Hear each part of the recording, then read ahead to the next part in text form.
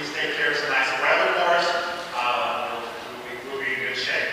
You'll notice that tonight we broke tradition. The gift shop is open. And finally, after a while, the DVD is there. And also Dr. Jude Pfister's book there. So since we have a little extra staff tonight, we're able to get that open for you. Thank you again, and we have a good program coming out. Drew University here in Madison. Dr. Pfister is the esteemed author of two excellent history books. The first, published in 2007, is a history of the first 10 years of the United States Supreme Court, a period often neglected by legal historians as being not worthy of their interest. However, it was.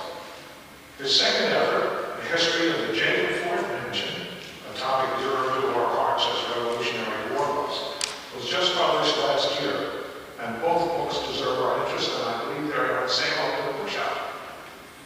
Jude Pfister is a true academic. He is by occupation an archivist, not to be confused with an anarchist. He looks things up rather than blows things up. He's the custodian of all the historical documents here at Washington's headquarters National Historical Park. To me, a fascinating choice of occupations. As a history buff, nothing would give me a greater thrill searching through a bunch of old documents than to stumble across some history-changing correspondence between two of our founding fathers, unviewed for over 2 centuries. And Dr. Pfister gets to do this more or less regularly every day here. He's presently charged with the Herculean responsibility of examining and classifying the mountain of documents in the Lloyd collection, an immense bequest of historical documents left to the American public by a caring local benefactor over 50 years ago. But I'll let him tell you this story. Ladies and gentlemen, our honored trustee, Dr. Jude Pfister.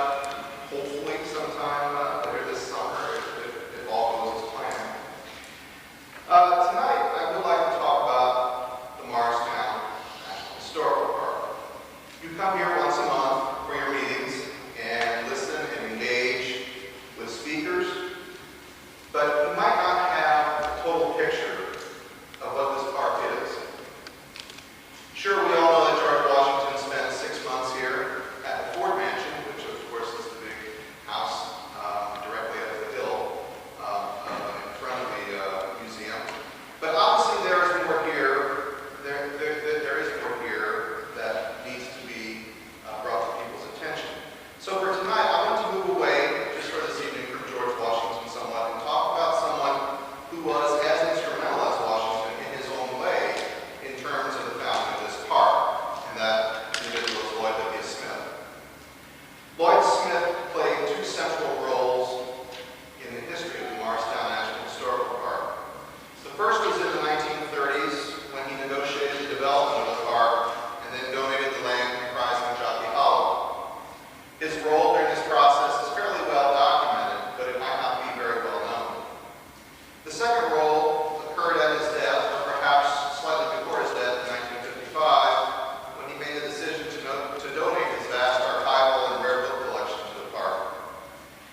second role is what I want to focus on this evening. Lloyd Smith was a local man, born in 1870 in Florham Park, into a family of notable pedigree. Although the family suffered financially during his formative years, Smith eventually more than redeemed the family's promise from a career in investment banking. We don't know when Smith seriously started collecting, but it was probably sometime in the first decade of the 20th century. We also don't know how he came to his collecting strategy or what truly motivated him. He certainly had the example of his peers. He had his family heritage, and he was born and raised in an area that was rich in history. That might provide us with a beginning to understand Smith as a collector, but it is only a start. When Lloyd Smith began collecting, it was almost assuredly with a long-term view that the collection that he assembled would one day be given to some institution or museum where it could be utilized. Smith can clearly be seen most as a member of a class of Americans 100 years ago who believed in the ancient dictum that great wealth brings great responsibility. Smith was not, however, a member of the infamous Nouveau Riche, which flourished in the Gilded Age, which was roughly contemporaneous with Smith's early years. Smith never attained the lofty financial realms of a Rockefeller or a Morgan or a Gould, and consequently you will not find his name carved in vast edifices. But of course the real significance is not the amount of Smith's work, but what he did with it. For collectors like Smith, there was very little doubt that at some point their collections would be available to a wide audience. Most of these collectors worked with dealers and had standing orders with several auction houses at any given time. Many of these collectors worked with specialists to ensure that they were getting the highest quality merchandise for the sums that they were investing. And although they did see it as an investment, they did not see it as a monetary investment. In Smith's day, acquisition was much more than just having. Smith and many others genuinely felt they were doing a public service. For Smith and his peers, history was not about individual events or history experienced in a vacuum. Rather, Smith and his contemporaries saw history as an expansive narrative which tended toward progress in some type of lineal ascent. While these theories are still debated today, in Smith's time they were more palpable, more practical, and theoretical. Many public intellectuals thought that science could be applied to history to prove that the arc of humankind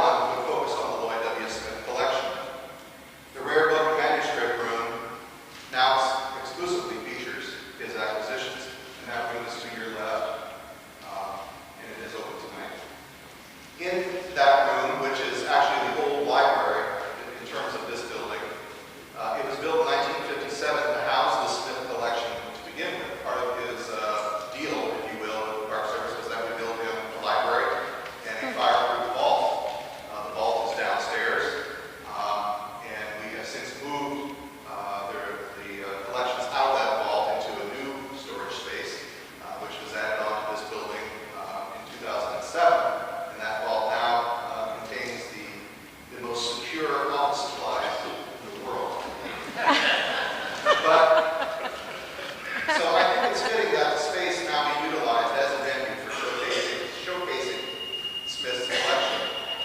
The first display that we have in there, and it'll be in there for a little while longer, is on pamphlets. How pamphlets were utilized in the 18th and 19th centuries. We look at pamphlets in the run-up to the Revolution, during the Revolution, and then after the Revolution, and how pamphlets were almost seen as the blogs, if you will, of the 18th and 19th century. We've got about 1,000 pamphlets in the collection, and out of that collection we had to whittle it down to about 30 to put in that exhibit. But I really want to end tonight by describing a new program that we developed here in the park a few years ago called the Primary Source Seminar. And it's designed to bring in high school AP and honor students and give them exposure to researching the primary documents. The idea is also to allow students a chance to experience a research facility, something that these high school students will hopefully be using in the next few years in their college careers. They will learn about document care and handling, and oddly enough, in this electronic age where students are seemingly physically somehow attached to their mobile devices, the one thing that they seem to all love are those pencils. And you all got a pencil on your chair, Lloyd W. Smith Primary Source Seminar pencil. These high school students are just infatuated with those things, probably because they've never seen a pencil before. But nonetheless, they really like that, and we give them a pair of gloves too. Pencils and gloves are kind of emblematic of our type of work. So, but anyways, the students participating walk away from a typical seminar, which runs about 4 hours, about 3 to 4 hours. 3 hours, I would say. But they walk away knowing what a morsel of genuine history really is.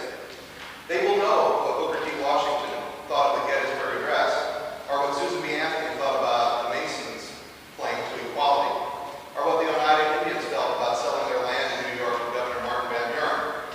They will know this because they will have read it for themselves.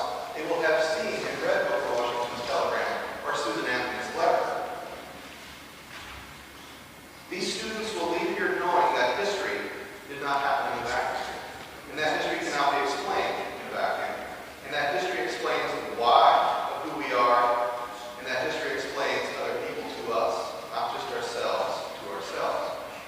And I think that is really what Lloyd Smith was trying to get at, because the collection, as I mentioned, runs over 500 years of Western history. It's as you might imagine, very strong in the 18th century Revolutionary period, pre- and post-Revolutionary periods. But there is just so much information there. And tonight, as I said, I wanted to move away just for one night from your typical, or from your general type of information that you get to talk, just to give you a little bit more of what's here.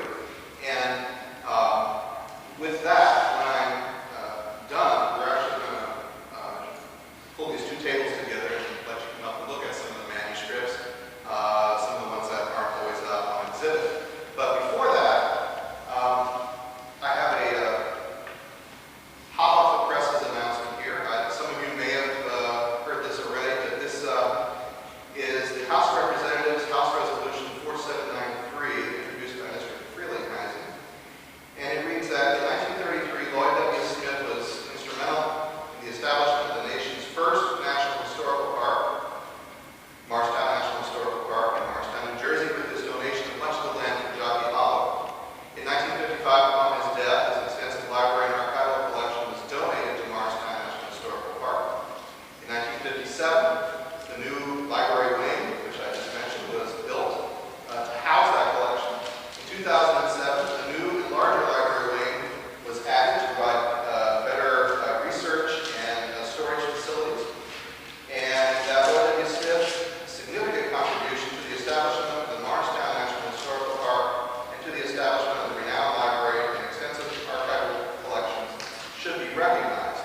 And then it goes on to say that designation of the library and archives gallery at the Washington's headquarters museum should be, once this is passed, that the library and archives gallery located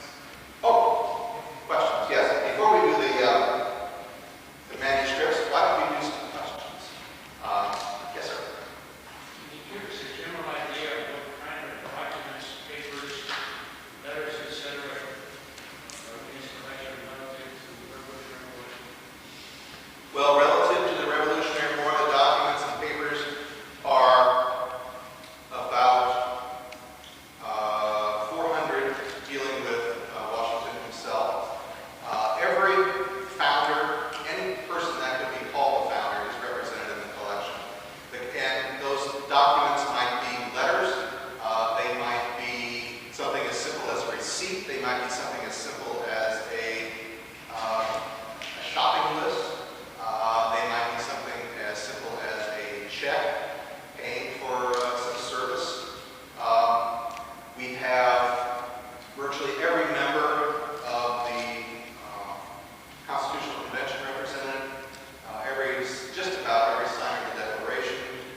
It is very strong in New Jersey, Revolutionary Era history representation. William Patterson, as a matter of fact, we got our William Patterson here somewhere tonight. And in terms of how important or how significant some of them are, a lot of that still awaits further research. I can tell you when we did the Jefferson manuscripts, we've got about 110 Jefferson manuscripts in the collection, and many of you are probably aware that the Jefferson papers are being edited down in Princeton. So we have a very well-developed internship program here over the summer where we have college students come in, and over the past summers we've had these students working on editing or making a digest of these papers so that we have a better understanding, so that researchers have a better understanding of what's here. And we made a CD of our Jefferson papers and took them to Princeton. And of those 110, they did not have a record of about 20 of them. So there are clearly manuscripts in the collection that not just the general public, but that researchers in general are not aware of. I can tell you that in Washington papers, you can talk to the editor down there, and he will freely acknowledge that if you went out and bought the complete papers of George Washington, the published set, that's 100 volumes, I can tell you they are not complete. And he will acknowledge that as well. So there are some gaps. There are some significant gaps. Another thing I can tell you, we have it out tonight, is the something like the Scarlatti manuscript in the collection. A 1693 full score oratorio that was completely unknown. The other two versions that Alessandro Scarlatti wrote of this oratorio, one is in King's College in Cambridge, and the other one is in the National Library in Naples. So naturally, any scholar working on Scarlatti would think, my gosh, I got to go to Morristown and look at the original. They didn't. Nobody knew it was here. And so that's really, those are just a few examples. There are many, many others like that in the collection. Yes, sir. Jude, how far along are you in cataloging the amount of material that you have down there? Not very. Probably 20% at best. Yes. Jude, how did Mr. Smith acquire these things? Were they through auction? Did he purchase them? How did that happen? He worked with... Could you repeat the questions, please? Yes, sir. How did Lloyd Smith acquire this collection? He did work auctions. He did through his network. We know he had standing orders at dealers, antiquarian dealers over in the city, because sometimes we still find his, if you're a collector, you probably know when catalogs come out, there'll be a description, and you cut out what you want. Well, Lloyd Smith did the same thing. And you will still find some of those in his folders. We still have all of his original folders. Of course, part of what we're doing when we're processing is taking those old folders, which are highly acidic, and we're still saving them, but we're putting the manuscripts in new folders. So it was really all the above, and he did work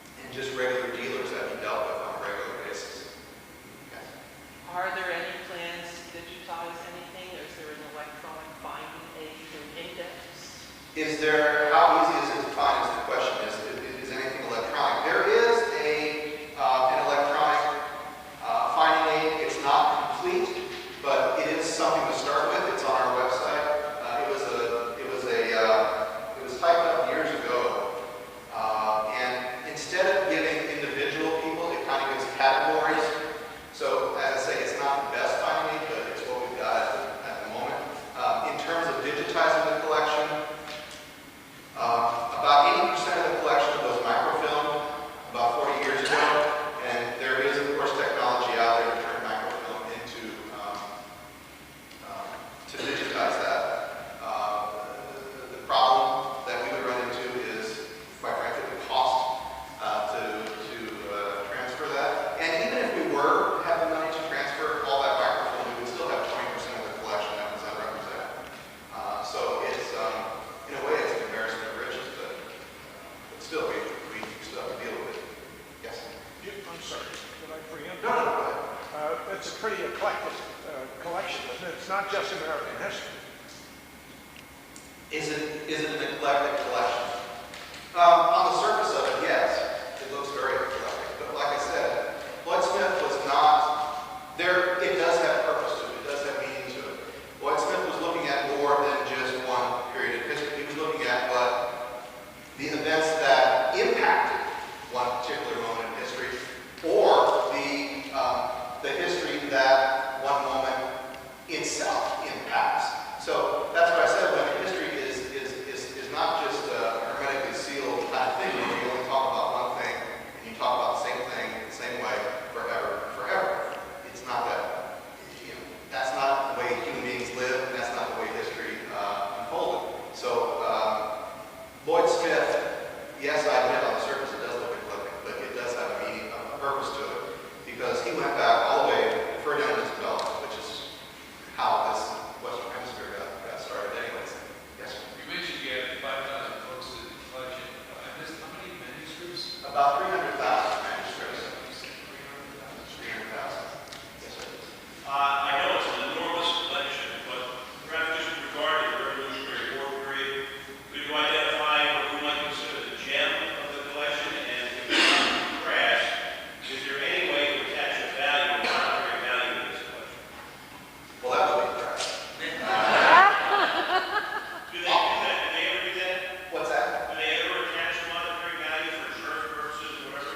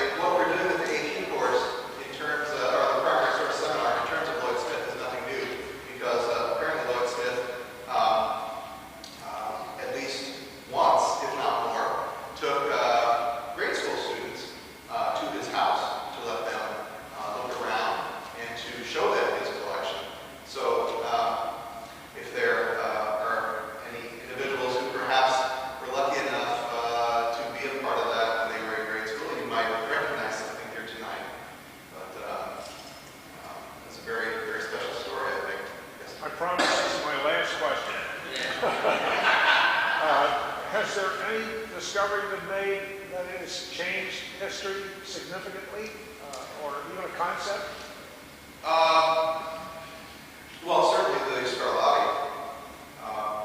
But in terms of what we would be more familiar with, not yet. Not yet. But again, that's still ongoing. It's still something that it's very difficult to get researchers aware that we exist when we haven't been on anyone's radar for 50 years.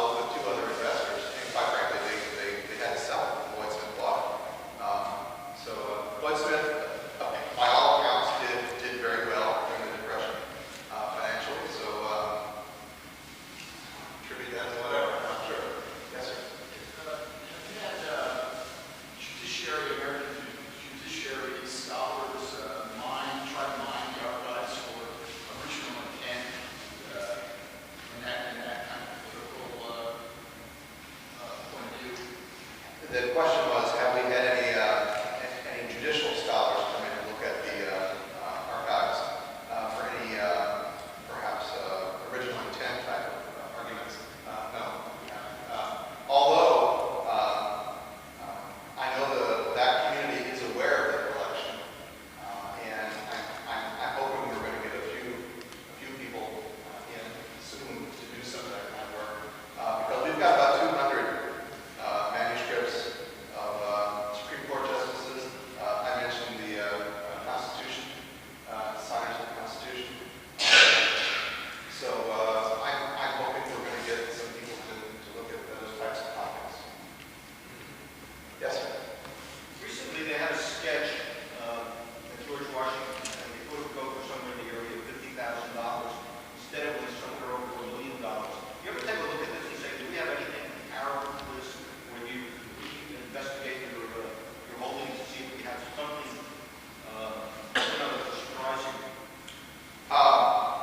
We're very aware of auctions and what things go for today. But again, that's not our focus as a museum. It's not any museum's focus. As a matter of fact, a few years ago, I got a call from a magazine editor who was doing an article on portraits of George Washington in the state of New Jersey. And she wanted me to give her an estimate on what some of our portraits were worth. And I said, well, that's not what we do. And even if it was, even if I did know, I wouldn't give that to you. And I can assure you, you're not going to find any museum that will. And that was the case. No museum told her what their collection was worth. And again, we don't look at our collection in monetary value. When we talk of something that's valuable, when we say that, we automatically mean its intrinsic value, not its monetary value. So, yes, sir. How does the size of the Lloyd Smith collection compare with the total size of the whole collection from other sources as well? Well, how does the Lloyd Smith collection compare to other institutions? No, not other institutions, but your collection. Well, What portion of your total collection is the Lloyd Smith collection? okay, what total proportion of Lloyd Smith is our collection? Probably 75%. He was a major contributor to this park. Yes.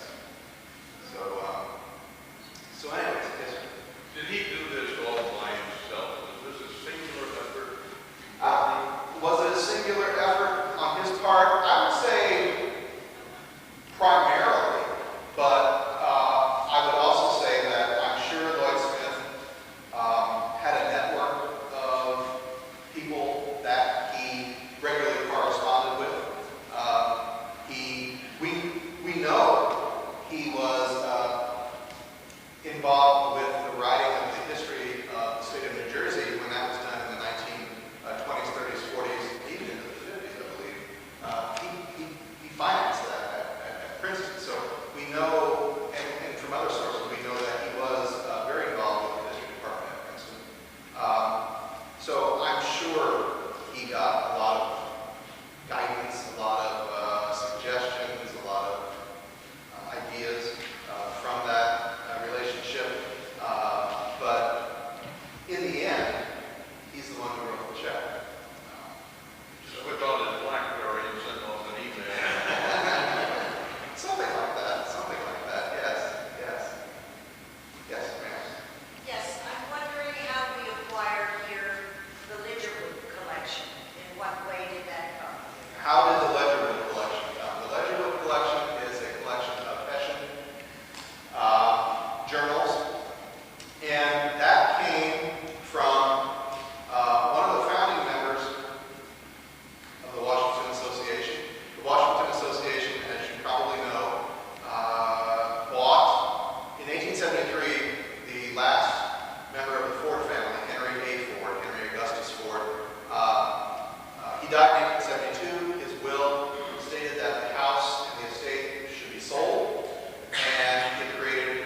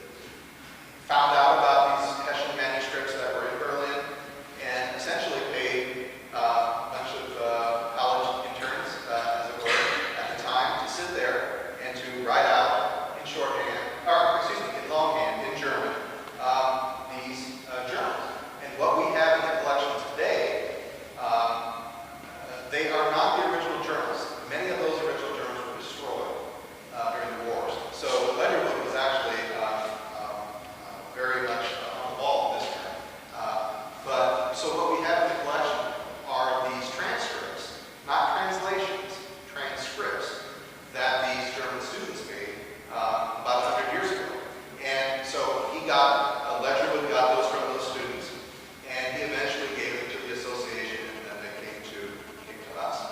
And that's how they got to be here. And we've had people working on translating those for decades now.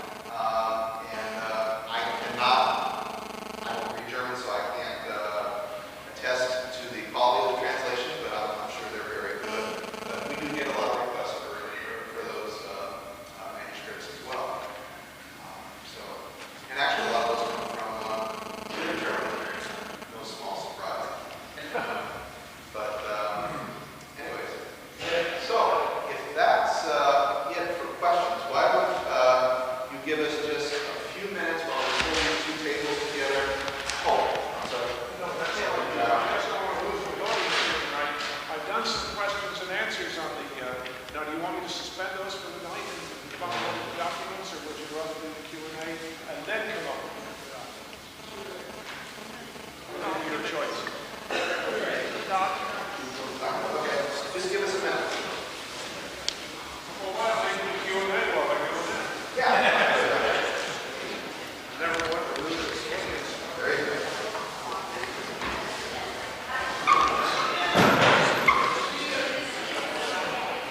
Get your thinking caps on.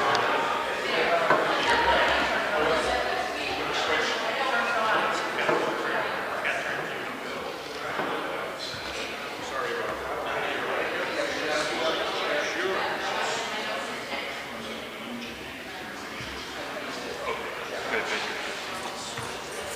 Give us a minute.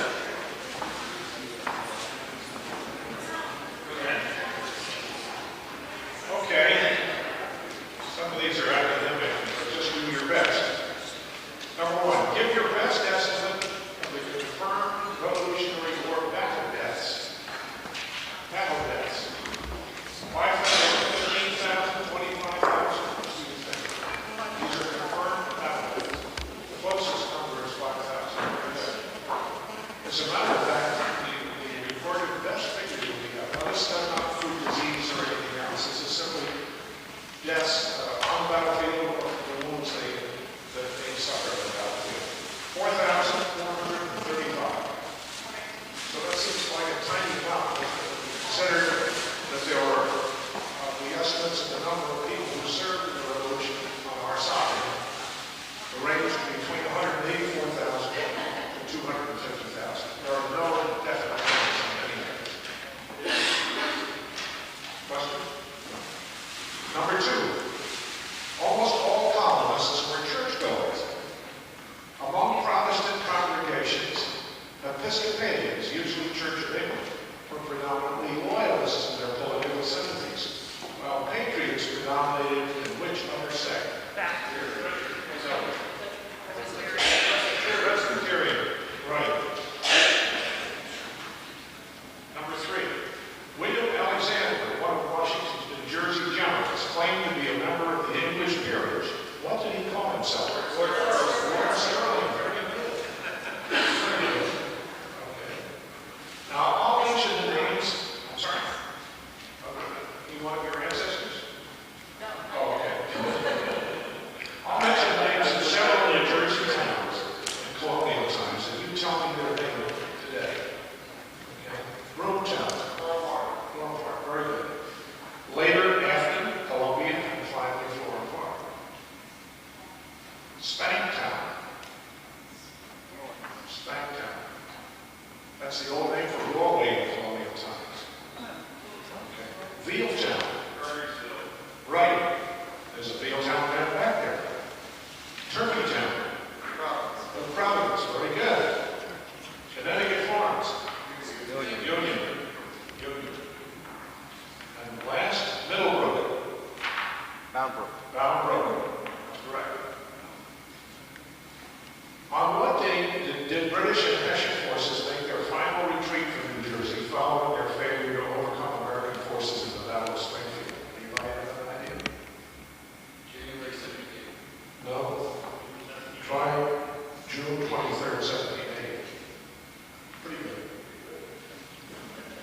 Number six, Mary Ludwig Hayes of Carlisle, Pennsylvania, is now better known by another name. Molly Cook.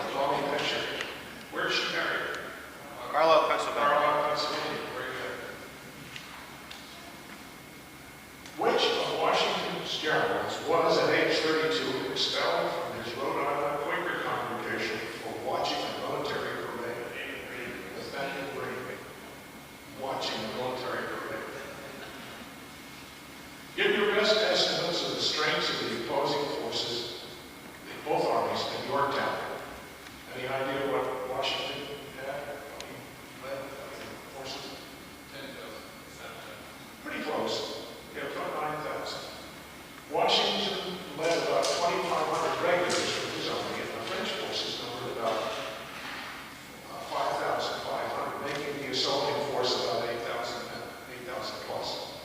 Cornwallis, on the other hand, had 9,000 British and Hessian forces defending the Yorktown Peninsula. Had General Clinton in New York brought his troops to Cornwallis's aid, the additional 15,000 troops that he commanded might have changed everything, and we'd all have British accents. What were the losses suffered by each side at Yorktown? Best guess is encouraged. The British suffered how many? Killed them all. Any idea? 596. American and French losses total. Any idea? 125. 125. So we got much the better of the deal. Okay. Now, interestingly, when he surrendered, 8,180 soldiers plus 830 naval personnel surrendered, so the total number captured in that battle were 9,606 British and Hessian troops. On May 25th, 1779, what officer's calm persuasion took the Scotch out of Pennsylvania and Connecticut troops at Junkie Hollow? Anthony Wade. No? Anybody else guess? It was Colonel Walter Stewart, the who possibly saved the war for us. And the last, when British troops occasionally mounted bayonet charges at the colonials, why were the opposing volunteer troops unable to respond likewise? That happened. Most American volunteer troops were armed with personally owned long rifles, which did not include bayonet rounds. Only Army-issued Russian sent those. You did very well, guys.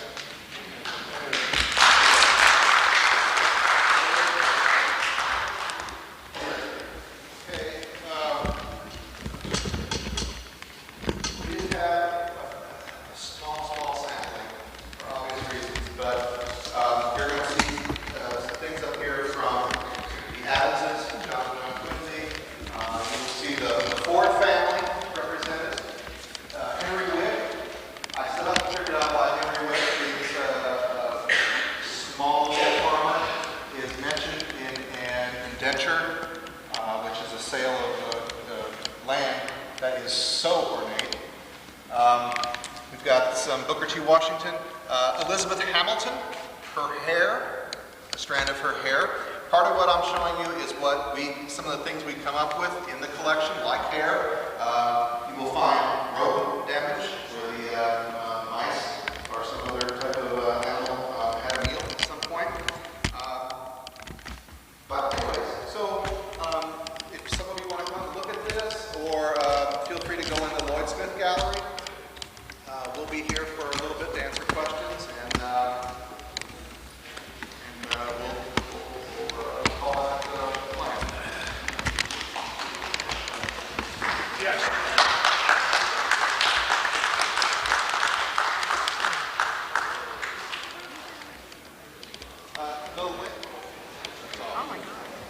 The Lincoln manuscript on the Here's end of the Miller table Miller. there. I know a guy named Miller. I don't think it's the same one. No, but I mean, but his mother, can you imagine seeing this supposed to be after Miller took all that? Okay. Yes, there are two right there. One was, yeah. This is really great stuff.